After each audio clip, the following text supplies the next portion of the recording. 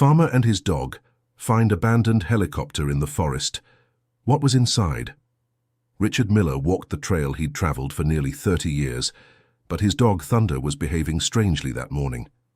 The golden animal ran back and forth, barking towards something the farmer couldn't see through the dense vegetation. That's when Thunder shot into the woods, ignoring his owner's calls. Richard followed the sound of increasingly loud barks and discovered something he never imagined finding on his land: a military helicopter, covered in moss and vines, as if nature itself was trying to hide it from the world. Richard's heart raced. How had that aircraft ended up there without him knowing? And how long had it been abandoned in that location? The questions hammered in his mind as he approached the rusted machine. Thunder barked non-stop, scratching at the helicopter's side door as if wanting to get inside. Richard hesitated for a moment, but curiosity won out. With trembling hands, he forced the oxidized handle until the door gave way with a metallic creak. What he saw inside left him speechless. A brown leather suitcase was wedged between the seats, preserved from the moisture. Upon opening it, he found yellowed documents, old photographs, and sealed letters that would change his life forever. The first photograph showed a smiling young woman he recognized immediately, even after 15 years, his late wife, Susan. But there was something disturbing about the image. Susan stood beside a man Richard had never seen, and both were holding a baby. His hands shook as he examined the documents.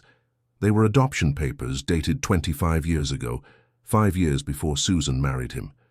The child's name was there, written in his wife's careful handwriting: Jennifer Miller Davis. Jennifer Davis. The surname hit him like a punch to the gut. It was the full name of his neighbor, the 50-year-old woman who'd lived on the adjacent property for over a decade, the one who'd always been helpful, who looked after his crops when he traveled, who comforted him when Susan passed. Richard sat heavily on the helicopter's back seat, trying to process the information. Did Susan have a daughter before their marriage? Why did she never tell him? And how did Jennifer end up with the Davis family? The sound of footsteps in the vegetation pulled him from his thoughts. Thunder had stopped barking and was now wagging his tail, looking toward the trail. It was Jennifer, her graying hair tied in a ponytail, wearing the plaid shirt she always wore for working the land. "Richard, I saw Thunder running this way and got worried. Are you okay?" Her voice showed genuine concern. He quickly hid the documents, but couldn't disguise the shocked expression on his face. Jennifer noticed the helicopter and her eyes widened. My God, where did this come from? She approached, observing the aircraft with fascination and fear. "I just found it. Looks like it's been here for years." Richard tried to sound casual, but his voice betrayed his nervousness. Jennifer circled the helicopter, running her hands over the corroded metal. When she reached the open door, she saw the papers scattered on the seat. Her eyes focused on one of the photographs Richard hadn't managed to hide in time. "Richard, this girl in the photo, she looks like..." Jennifer picked up the image, and her expression changed completely. "She looks like my adoptive mother when she was young." The silence between them was deafening.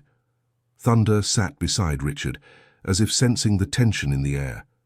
Jennifer turned the photograph over and read what was written on the back. Susan and Jennifer, 1998. "Susan? Your wife?" Jennifer's voice was almost a whisper. Richard nodded slowly, watching Jennifer's world crumble before his eyes. She held onto the side of the helicopter, her legs weakening. I always knew I was adopted, but my adoptive mother, Catherine Davis, never wanted to talk about my origins. She said it was better not to stir up the past."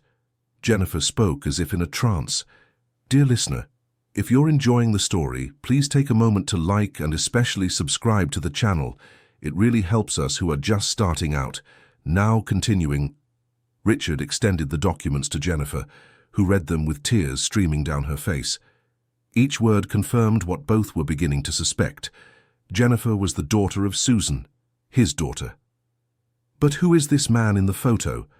Jennifer pointed to the male figure next to Susan. Richard examined the image more closely.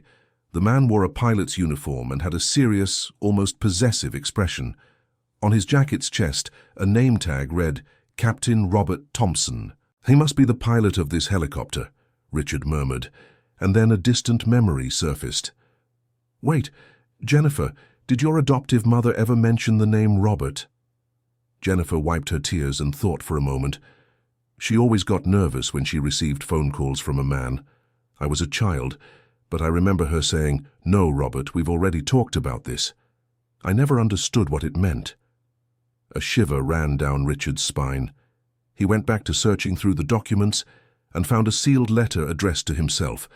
With trembling hands, he broke the seal and read, "My dear Richard, if you're reading this letter, it means Robert has finally shown up, or something has happened to me. Forgive me for not telling you before, but I had a daughter when I was 20. The father was a military pilot who became obsessive and controlling after Jennifer was born. When I managed to escape from him, my sister Catherine agreed to adopt Jennifer, so Robert wouldn't find her. We changed our names and moved away to protect the girl. Catherine became Davis and I became Miller when I married you. Robert pursued me for years, threatening to take Jennifer by force. That's why I never told you about her. I was afraid he would discover where we were. If anything happens to me, take care of Jennifer. She is a special young woman and deserves to know the truth about her origins. With eternal love, Susan." Richard finished reading the letter aloud, and Jennifer was crying profusely. The puzzle pieces were starting to come together, but there were still many unanswered questions. "Catherine Davis was your sister?" Jennifer managed to ask between sobs. "Apparently, yes. And you are my stepdaughter." Richard reached out his hand to her, which she accepted without hesitation. The sound of breaking branches alerted them to another presence. An elderly man emerged from the vegetation, leaning on a cane and panting from the difficult walk. He wore simple farm worker's clothes and a worn straw hat. "Sorry for the scare, but I heard voices and recognized this place." The man pointed to the helicopter. "I knew that one day someone would find this damned machine." Richard and Jennifer exchanged looks, surprised by the unexpected appearance. The man approached, observing the documents in their hands. "You found the papers, huh? My name is Anthony. I'm a retired mechanic. I was the one who sabotaged this helicopter 25 years ago." His words fell like bombs.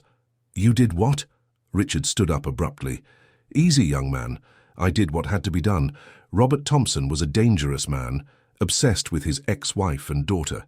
He came to town looking for Susan, threatening anyone who knew about her." Anthony sighed heavily. Jennifer approached the mechanic. "Did you know my biological mother?" "Yes, I did, girl. Susan and her sister Catherine came to me desperate. Robert had discovered where you were and planned to take Jennifer by force. He had military influence and could do whatever he wanted." Anthony walked to the side of the helicopter and pointed to a specific part of the engine. "I damaged the hydraulic system the night before his flight. I knew he would try to land on the property of the late old man Thomas, who was Richard's father at the time. Robert wanted to use the property as a base to search for Susan. My father never told me about this." Richard was perplexed. "Old man Thomas helped me. We arranged for Robert to land here, away from town, and not be able to take off again. The plan was to keep him trapped until the authorities handled the situation." Anthony shook his head sadly. "And what happened to Robert?" Jennifer asked apprehensively. "He realized the sabotage and fled on foot through the woods. He never returned to the area. Old man Thomas and I decided to leave the helicopter here as a reminder of what happened. Over time, nature hid it. Thunder, who had remained quiet during the conversation, began sniffing the ground around the helicopter intensely. The animal dug a small hole with its paws and exposed something metallic buried there. Richard bent down and unearthed a small metal box, protected against moisture. Inside, they found more photographs, jewelry, and another letter, this one signed by Catherine Davis. The letter revealed even more disturbing details. Robert had emotionally blackmailed Catherine for years, calling from time to time to ask about Jennifer. He pretended to have a serious illness and used it to try to evoke pity and get information about his daughter. "So that's why Mom always got nervous with the phone calls," Jennifer murmured, reading over Richard's shoulder. One of the jewelry pieces in the box was a ring with an inscription, "To Susan, with eternal love, R.M." Jennifer recognized the piece immediately. "I've seen this ring before." Mom kept it in a special little box and said it belonged to my real mother. Jennifer held the jewelry carefully. Anthony watched the scene with a melancholy expression. Catherine came to me a few years later to tell me that Robert had stopped calling. She hoped he had given up, but she was always afraid he would return.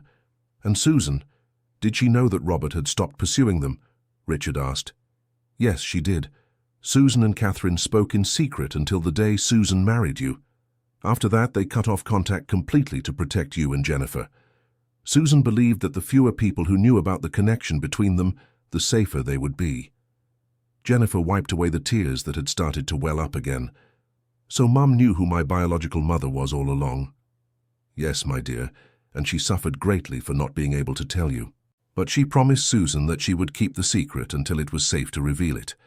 Anthony placed his hand on Jennifer's shoulder with fatherly affection. Richard felt torn between anger and understanding. On one hand, Susan had lied to him throughout their marriage. On the other, she was trying to protect a daughter she loved from a dangerous man. I need to process all of this, he said, carefully putting away the documents. Jennifer, would you like to come home? We can talk more comfortably. Jennifer hesitated for a moment, looking at the helicopter and then at Richard. Can I call you stepdad? The simple question broke through Richard's emotional barriers. He hugged Jennifer for the first time, feeling as if a part of Susan had returned to his life. Of course you can, my dear. Anthony smiled as he watched the reunion. I think Susan would be happy to see you two coming together like this. She always said you would get along if you ever met as family. What do you mean? Jennifer pulled back from the hug. Susan asked me to keep an eye on you both after she passed. I knew Jennifer was Richard's neighbor, but I never told either of you anything. Susan wanted it to be a natural discovery at the right time. The revelation that Anthony had been watching them both for years added another layer to the complex situation. Richard wondered how many other people knew parts of the story. Anthony, do you know if Robert is still alive? Asked Richard. I'm not sure. I heard he moved to Montana and became a rancher. Some people said he completely changed after what happened here, but those are just rumors. Jennifer looked at the sky, noticing the sun was already high. We should head back. I have 1,000 questions to ask and need to process all this. They walked back along the trail, Thunder running ahead, as if he knew he had completed an important mission. Richard carried the suitcase with the documents, each step taking him toward a new family reality. Richard's house, a simple but well-kept building, took on a different meaning when Jennifer entered for the first time as an adopted daughter. He made coffee while she looked at the photographs of Susan scattered around the room. She was very beautiful, Jennifer commented, picking up a photo of Susan and Richard's wedding. Yes, she was. And you look a lot like her. Richard served the coffee and sat next to Jennifer on the sofa. Can I ask how was the end? Jennifer asked the question she had avoided since the discovery. Richard took a deep breath. It was her heart. Susan always had heart problems but hid it from everyone. One morning she just didn't wake up. The doctor said it was quick, without pain. Did she say anything about me before she passed? Actually, yes. In the last month of her life, Susan started talking a lot about unresolved matters and secrets that needed to come to light. I thought she was referring to some problem in her family. Now I understand it was you. Jennifer cried silently, mourning all the lost years without knowing her biological mother. Richard felt compelled to comfort her, but also needed comfort himself. Jennifer, I was thinking, maybe we should look for more information about Robert. If he's still alive, perhaps it's time to confront the past. Do you think he's changed? That it would be safe? Jennifer showed fear mixed with curiosity. I don't know. But 25 years is a long time. People change. And you have the right to know your biological father, even if he was troubled in the past. Anthony had left an address where he could be found, and Richard decided to look for him the next day to get more information about Robert. Jennifer agreed to go with him despite her fears. That night, Jennifer returned to her home, but both their routines had changed forever. Richard barely slept, thinking about all the implications of the discovery. For the first time in 15 years, he felt Susan was present again in his life, through Jennifer. The next morning, Richard and Jennifer met early and went to Anthony's house, a small property on the outskirts of town. The retired mechanic welcomed them with coffee and homemade cookies, ready to share more details about Robert. "I spoke with some acquaintances last night," Anthony began. "Robert Thompson is indeed alive. He lives on a ranch in Bozeman, Montana. Apparently, he remarried and has other children." The information hit Jennifer like a punch. Robert had moved on, started a new family, while she grew up without knowing him. Did he ever try to look for me after he stopped calling my mum?" Jennifer asked. "Not that I know of, but I found out something interesting. Robert has been searching for you in recent years. He hired private investigators to try to find you." Richard leaned forward. "Investigators? For what?" "From what I heard, Robert has a younger daughter, 15 years old, who is very sick. She needs a bone marrow transplant, and the doctors said the best match would come from a sibling." The silence in the small room was heavy. Jennifer had a sick sister who needed her, but she also had to deal with the father who abandoned her decades ago. "How did you find out about this?" Richard questioned. "The investigator that Robert hired passed through town a few months ago, asking questions. I didn't say anything at the time, but now that you've found the documents, I thought you should know." Jennifer stood up and walked to the window, watching the activity on the small street. "So he's looking for me because he needs me to save another daughter. It could be, dear, but it could also be that he's genuinely changed and wants to make amends." Anthony tried to be optimistic. "Or he could still be the same manipulative man as before," Richard added protectively. Jennifer turned to them. "I need to know. I can't live with this doubt. If my sister is sick and I can help, I need to at least try." Richard respected Jennifer's decision, but insisted on accompanying her to Montana. Anthony offered the contact information for the private investigator, who had left details about how to find Robert. Dear listener, if you're enjoying the story, please take a moment to like and especially subscribe to the channel. This really helps us who are just starting out. Now continuing. 3 days later, Richard and Jennifer were on the road to Bozeman, a trip that would take 8 hours by car. The journey was mostly silent, both lost in thoughts about what they would find. Robert's ranch was 30 kilometers from town, in an area of extensive pastures. The main gate had a sign, "St. Michael's Ranch, Thompson Family." Jennifer took a deep breath upon seeing the surname that technically was hers too. An employee directed them to the main house, a modern and well-maintained building. Robert Thompson came out to meet them, and Jennifer was shocked by the physical resemblance.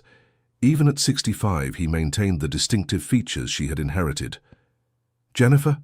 Robert's voice trembled. You actually came." "Hi, Dad," Jennifer said simply, without apparent emotion. Robert approached slowly, as if afraid she might be a mirage. "You look just like your mother at that age." "Your ex-wife was named Susan. My mother was named Catherine Davis," Jennifer corrected coldly. The response visibly pained Robert, but he accepted the correction. Richard introduced himself as Jennifer's stepfather, and Robert greeted him respectfully, showing no jealousy or hostility. "Would you like to come in? My wife is preparing lunch," Robert offered. "Actually, we'd like to meet Isabella first," Jennifer was direct. Robert smiled sadly. "She's in her room. The treatments leave her very tired, but she's been eager to meet you." Isabella Thompson was a thin, bald teenager due to chemotherapy, but her eyes shone with intelligence and curiosity. When Jennifer entered the room, Isabella smiled widely. "You're my big sister. Daddy showed me your old photos." Isabella tried to sit up in bed. "Hi, Isabella. I'm Jennifer." She approached and held the teenager's hand. "Did you come to help me? The doctor said you could save me." Isabella spoke with the innocent hope of youth.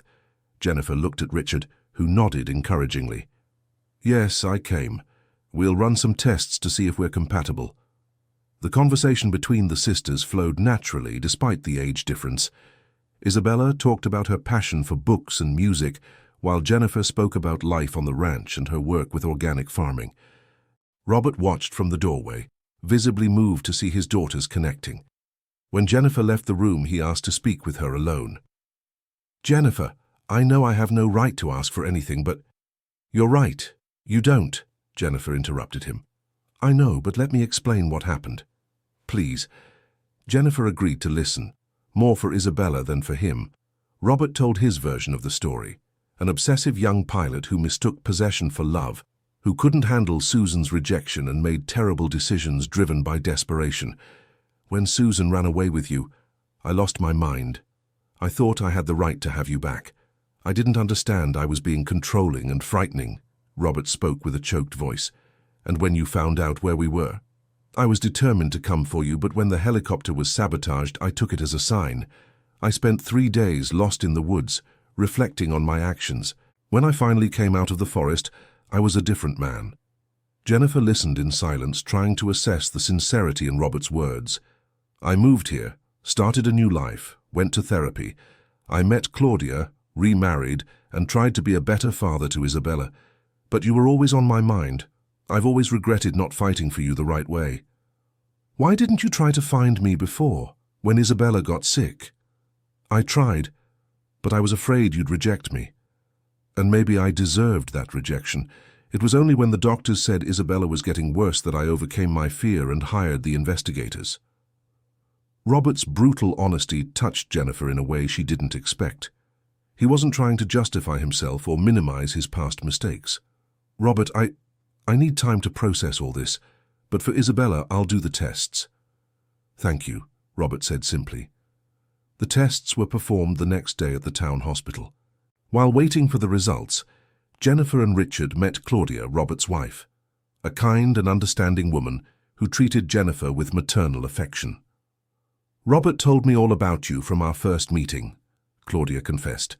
He carries the guilt of losing you 25 years ago. Seeing you together yesterday was the first time I've seen him truly smile in months. He does seem to have changed, Jennifer admitted. He has. He's a good man who made terrible mistakes when he was young but learned from them. The Robert I know would never do what he did in the past.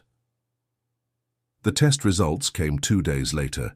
Jennifer was compatible for the bone marrow donation. The news brought relief to the whole family, but also a new responsibility for Jennifer. Are you sure you want to do this? Richard asked when they were alone. I am. Isabella is my sister, and she's not to blame for her father's mistakes. Besides, I think Robert has really changed, and forgiving might be the first step toward healing old wounds. The donation procedure was scheduled for the following week. During the waiting days, Jennifer, Robert, and Isabella spent much time together, building the family bonds that had been lost decades ago. Robert told stories about Susan that Jennifer had never heard, showing a side of her biological mother she didn't know. In return, Jennifer talked about Catherine Davis and how she had been a wonderful mother, even while keeping secrets. You know, Jennifer, I never blamed Catherine for adopting you. In fact, I'm grateful to her for giving you the love and stability I couldn't offer at the time, Robert said one afternoon. She was truly special. And now I understand why she always got tense when you called. She was protecting a daughter she loved. I hope one day you can love me too, even if just a little. Robert spoke with vulnerability. Jennifer smiled. I'm already starting to like you, Dad. It was the first time she had called him Dad, and Robert cried openly with emotion. The surgery was a success. Jennifer recovered quickly, and Isabella began showing signs of improvement in the first weeks after the transplant. The doctors were optimistic about the prognosis. During their recovery, a new discovery once again changed the family dynamics. Claudia, while going through old documents to organize Isabella's medical history, found birth certificates that revealed something surprising. Robert, you need to see this, Claudia called her husband into the office. Jennifer and Richard, who were visiting, were also called in. Claudia showed 2 birth certificates, one for Jennifer and another for a child named Michelle Thompson, born on the same day and at the same hospital. What does this mean? Jennifer asked, confused. Robert examined the documents with growing care. Jennifer, you have a twin sister. The silence in the room was absolute. Jennifer sat down heavily, trying to absorb yet another revelation that changed everything she thought she knew about herself. How is that possible? Why didn't Susan take both? Richard questioned. Robert looked at the certificates again. Susan was alone when you were born. I was on a military mission, and only found out about the birth 2 days later. When I arrived at the hospital, Susan had fled, taking only one baby. Are you saying you raised my twin sister? Jennifer was incredulous. Yes, I did. Michelle lives here at the ranch with her family. She's married and has 2 children. She doesn't know she has a twin sister. The complexity of the family situation had just doubled. Jennifer discovered that, besides Isabella, she had another sister who had lived her whole life believing she was the only child of Robert, and a mother who had died when she was little. Where is Michelle now? Jennifer asked. She lives in the staff house with her husband and children. She works as a veterinarian here in the area, Robert explained. Did you tell her about me? Never. I told her that her mother died during childbirth and that she was an only child. I thought it would be easier that way. Jennifer shook her head, frustrated with another family lie. Robert, how many more secrets are there in this family? Just this one, I promise. Jennifer, I was trying to protect Michelle from the pain of knowing that her mother abandoned her. Susan didn't abandon anyone. She ran away from you because she was scared, Jennifer exploded. The ensuing argument was intense but necessary. Robert had to confront his own versions of the facts and accept that Susan had made a desperate decision to protect at least one of her daughters. Richard mediated the conversation, helping everyone understand the different perspectives of the situation. In the end, they decided that Jennifer should meet Michelle, but the revelation about being twins would be made gradually. The next day, Robert organized a family barbecue and invited Michelle with her family. When the sisters saw each other for the first time, the physical resemblance was striking. Even with different styles, Jennifer more rustic and Michelle more urban, they looked like reflections of each other. Wow, you look just like my sister, Michelle's oldest son, an 8-year-old boy, commented innocently. Michelle laughed. What an imagination, Peter, I don't have a sister. Yes, you do. Dad showed me old pictures of you and she looks just like you, the boy insisted. The embarrassment was evident. Michelle looked at Robert, then at Jennifer, and finally at Richard. The realization that something important was being hidden from her was clear. Dad, what's going on here? Michelle asked directly. Robert took a deep breath. There was no more delaying the truth. Michelle, I need to tell you something I should have told you a long time ago. The revelation that they were twin sisters hit Michelle like an emotional hurricane. She stood up abruptly, walked to the pasture fence, and stood with her back to everyone, processing the information. Jennifer slowly approached. Michelle, are you okay? No, I'm not okay. My whole life has been a lie. My mother didn't die during childbirth. She fled, taking my sister and leaving me behind. Michelle spoke without turning around. It wasn't like that. Susan was desperate and could only take one of us. She probably thought you'd be safe with Robert. Or she chose you because I wasn't good enough. Michelle finally turned around, tears in her eyes. Jennifer saw her own pain reflected in her twin sister's eyes. Michelle, Susan gave us to different families to protect us. It wasn't a matter of choice or preference. How can you be sure? Jennifer showed the letters from Susan and Catherine that she had brought with her. Michelle read every word, seeing her family history completely rewritten. Susan really was afraid, Michelle murmured after finishing reading. She was.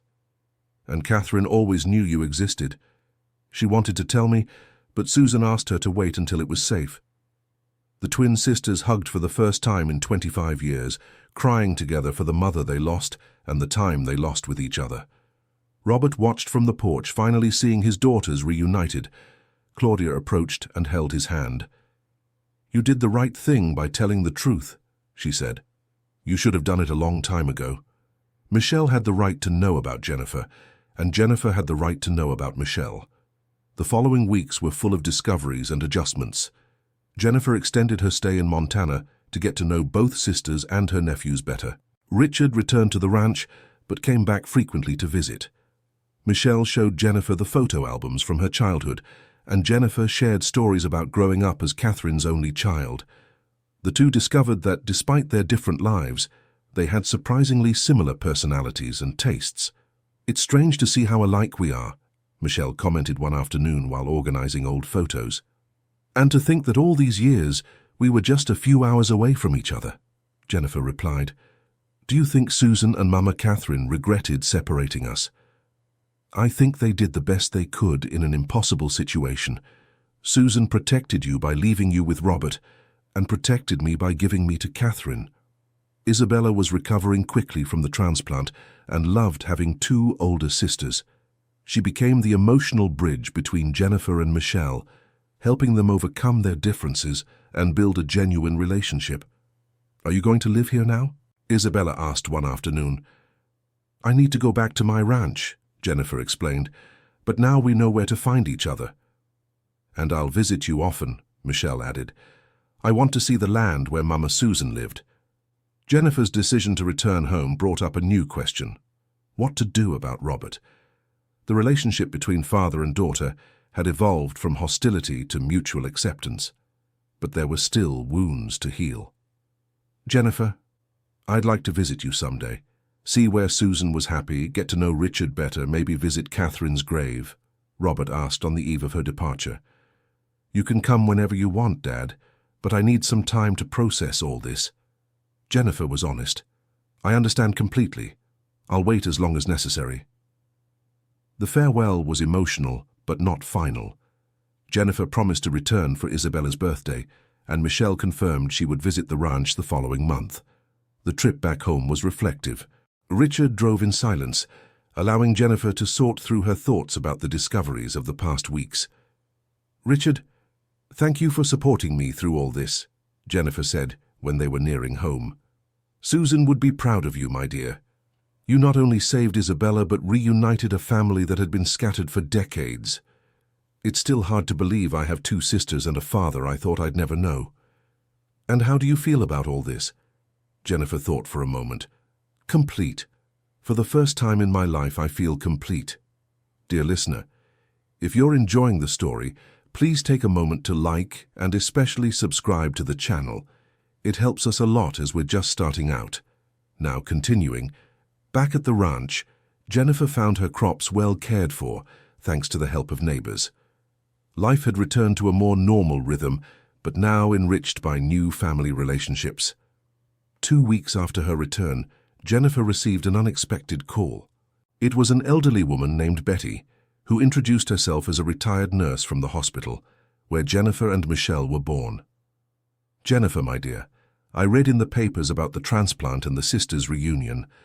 I need to tell you something important about the day you were born. Intrigued, Jennifer arranged to meet Betty the next day. The 70-year-old woman arrived with a folder full of old documents and photographs. I was the head nurse in the maternity ward when your mother gave birth to you two. It was a difficult delivery and Susan was alone and scared, Betty began. Robert said he was on a military mission. He was, but Susan told me she had run away from him. She was desperate, not knowing how she would raise 2 babies alone and afraid that Robert would find them. Betty showed photos of the hospital that she had kept as mementos. One of them showed Susan holding both babies, with an expression of love mixed with despair. Susan stayed in the hospital for 3 days, trying to decide what to do. On the 2nd day, she told me she had made the most difficult decision of her life. What decision? She decided she would give one of you up for adoption and take the other, but she couldn't choose which one to take, so she asked me for help. Jennifer leaned forward, eager to hear. I suggested she draw lots. I placed you both side by side in the nursery, and Susan closed her eyes. The baby she touched first would be the one she would take, Betty recounted with tears in her eyes. And she chose me? Yes, but she cried so much I had to give her a sedative. Susan made me promise to take care of Michelle until Robert arrived, and to tell him that you hadn't survived the birth. The revelation shocked Jennifer. Susan had lied to Robert to protect her, making him believe one of the twins had died. Robert believed the lie. At first, yes, but a few months later he began to suspect. When he discovered the truth, he was furious and started searching for Susan. That's when she had to flee again and give you to Catherine. Betty handed a sealed letter to Jennifer. Susan gave this to me the day she left the hospital. She said to give it only if you two ever reunited. With trembling hands, Jennifer opened Susan's letter. My dear daughter, if you are reading this letter, it means you have found your twin sister, and my plan worked. Forgive me for making such difficult decisions, but I knew that separating you temporarily was the only way to protect you both. I couldn't raise 2 babies alone while running from Robert, and I couldn't let him have both of you, because he would use one to blackmail the other. So I made the most painful decision of my life, to give you to different families until it was safe to reunite you. I chose Catherine to care for you because she was my sister, and I knew she would love you like a daughter. I left Michelle with Robert because, despite his issues, I knew he loved her and would never physically harm her. My greatest wish was that one day you would find each other and forgive me for the lies I told. I hope you understand that everything was done out of love. Take care of each other and be happy. With eternal love, Susan. Jennifer wept copiously after finishing the letter. Betty comforted her like a caring grandmother. Your mother was a brave woman who made impossible decisions under terrible circumstances. She never stopped loving both of you. Betty, could Robert know about this? I think he deserves to know the truth. Susan didn't leave him because she didn't love him. She left him because she was protecting the daughters from the controlling man he was at the time. Jennifer decided to share the letter with Robert and Michelle. The final revelation that Susan had carefully planned the separation of the twins to protect them changed everyone's perspective on the past events. Robert, upon reading the letter, finally understood that Susan had made the decision out of love, not rejection. Michelle understood that she hadn't been abandoned, but strategically placed with her father for her own safety. Susan really thought of everything, Robert commented during a call to Jennifer. She knew my flaws and knew that I would love Michelle enough to protect her, even if I was controlling with her. And she knew that Catherine would raise me with love and stability, Jennifer added. We were all cared for by the right people at the right time, Michelle said from the extension. The full understanding of the situation brought peace to the reunited family. Robert formally asked Jennifer for forgiveness for all the past mistakes, and she completely forgave him. Michelle kept her promise to visit Jennifer's ranch. When she arrived with the children, she was welcomed by Richard and Jennifer as true family. The children loved meeting their twin aunt, and Richard delighted in being an adoptive grandfather. It's surreal to see you two together, Richard commented during dinner. You're identical, but each has her own personality. We're complementary, Jennifer observed. Michelle has the practicality I lack, and I have the patience she doesn't. Mom, Susan made the right choice in separating us temporarily, Michelle agreed. We grew up as different people, but we're still connected. During the visit, Michelle helped Jennifer create a memorial garden for Susan at the site where the helicopter had been found. They planted white roses and placed a plaque with a photo of Susan and the phrase, "Courageous mother who protected us with love." Anthony, the mechanic who had sabotaged the helicopter, visited the memorial and was moved to see how his decision decades ago had, indirectly, led to the family's reunion.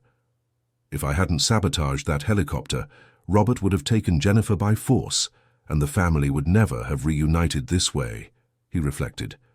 You did the right thing at the time, Jennifer comforted him, and Thunder did the right thing by leading us to the helicopter. Thunder, who had become the family hero, got a special plaque at the memorial. Thunder, the dog who reunited a family. In the following months, the family established a routine of regular visits.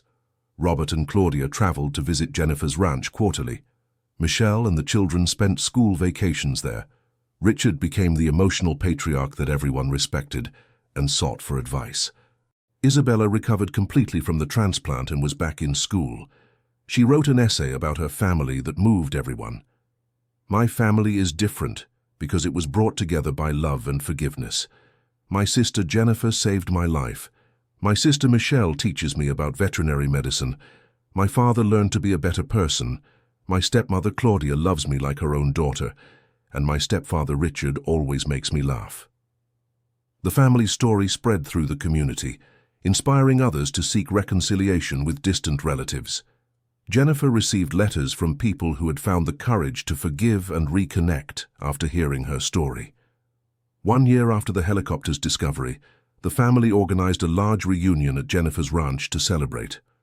Present were Robert, Claudia, Michelle and her children, Isabella, Richard, Anthony, and Betty. 1 year ago, we were strangers living separate lives. Robert gave a speech during dinner. Today we are a family united by love, truth, and forgiveness. Susan would be happy to see us like this, Jennifer added, raising her glass for a toast. To Susan, who taught us that sometimes we need to separate temporarily to reunite forever, Richard toasted. Everyone raised their glasses in honor of the woman who had orchestrated, even in adversity, the eventual reunion of their family. The evening was filled with stories, laughter, and planning for the future. Michelle announced she was pregnant with her third child, and Jennifer revealed she was considering adopting a child. Our family just keeps growing, Isabella commented happily. And there will always be room for more love, Claudia added. At the end of the night, when everyone had retired, Jennifer and Richard sat on the porch watching the stars. Richard, do you think Susan planned all this? Even Thunder finding the helicopter? Jennifer asked. I don't know, my dear, but I know some things are bigger than us. Maybe Susan found a way to bring together the family she always wanted to have. I feel at peace for the first time in my life, as if all the pieces of the puzzle have finally fallen into place. That's how it should be. Family isn't just about blood. It's about choosing to love and care for each other no matter what happens. Jennifer agreed, thinking about how her definition of family had expanded over the past year. She had gained a father, 2 sisters, a stepmother, 2 nephews, and a niece, while keeping the stepfather who had always been by her side. In the following years, Jennifer's ranch became the central gathering point for the family. Robert moved closer, buying a small neighboring property where he spent seasons. Michelle opened a veterinary clinic in the area and moved there permanently. Isabella grew up and decided to study medicine, inspired by her experience with the transplant. She wanted to help other families through difficult health times. Robert became the dedicated grandfather who took his grandchildren fishing and taught them about nature. Richard became the great-grandfather who told stories and taught life values. Jennifer and Michelle developed a joint business. Jennifer handled organic farming, and Michelle offered veterinary services for the area's animals. The professional partnership further strengthened the relationship between the sisters. 5 years after the helicopter discovery, Jennifer finally married a kind man named Charles, whom the whole family approved of. Robert had the honor of walking her down the aisle, fulfilling a dream he never thought he'd achieve. Michelle had 2 more children, and Jennifer adopted orphan twins, continuing the cycle of love and care that Susan had started decades ago. The old helicopter location became a beautiful garden where the family gathered for special occasions. The memorial for Susan was tended by everyone, and there were always fresh flowers. Anthony became a sort of adoptive grandfather to all the family's children. Betty continued visiting regularly, telling stories about Susan that kept her memory alive. Richard, at 75, wrote a book about the family's story, which became a regional bestseller. The title was When the Heart Finds Its Way Home. Robert, now completely transformed, became a volunteer marriage counselor, helping other men overcome controlling behaviors and build healthy relationships. The story of the Thompson-Miller family spread beyond the region, inspiring documentaries and articles about forgiveness, family, and second chances. On a special afternoon, 10 years after the helicopter discovery, the entire family gathered at Susan's memorial for a special ceremony. Jennifer had ordered a new plaque with a phrase that summarized everyone's journey: Susan Miller Thompson, a mother who taught that true love sometimes requires painful sacrifices, but in the end always finds its way back home. Isabella, now a graduated doctor, gave an emotional speech about how Susan's courage in separating her daughters to protect them had resulted in an even stronger and more united family. Grandma Susan taught us that family isn't about always being together, but about always being connected by love, even at a distance, she said, with tears in her eyes. Robert, holding Claudia's hand, added, Susan forgave me before I even learned to forgive myself. She knew I could change even when I didn't know. Jennifer and Michelle placed a wreath of white roses on the memorial, and everyone observed a minute of silence in honor of the family matriarch.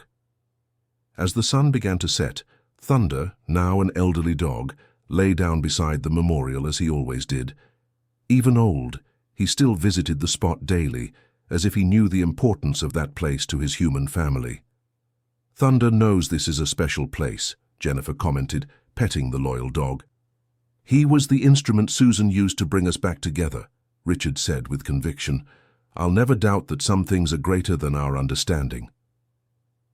The evening ended with everyone having dinner on Jennifer's house porch, the children playing in the yard, the adults sharing memories and plans for the future. Robert looked around the table and saw the family he had almost destroyed because of his possessive behavior decades ago. Now that same family was his greatest source of pride and joy. "Susan achieved what she wanted," he murmured to Richard. "A family united by love, not by fear." "She was wiser than any of us imagined," Richard agreed. That night, Jennifer wrote in her diary, "Today we complete 10 years as a reunited family. Susan, wherever you are, can rest easy. Your daughters love each other, your ex-husband has transformed into a good man, and your sister was the perfect mother you hoped she would be. Thank you for being brave enough to separate us temporarily so we could reunite forever." The diary's last entry read, "I've learned that family is about forgiveness, second chances, and unconditional love. I've learned that sometimes people truly change, and I've learned that the most painful secrets, when revealed with love, can heal rather than hurt." End of story. Now tell us what you thought of this touching family reunion story. Do you believe Robert really changed, or was Jennifer naive to forgive him? Leave your honest opinion in the comments and tell us where you're watching from. If this story touched your heart, don't forget to leave your like and subscribe to the channel so you don't miss other stories that celebrate the power of forgiveness and family love.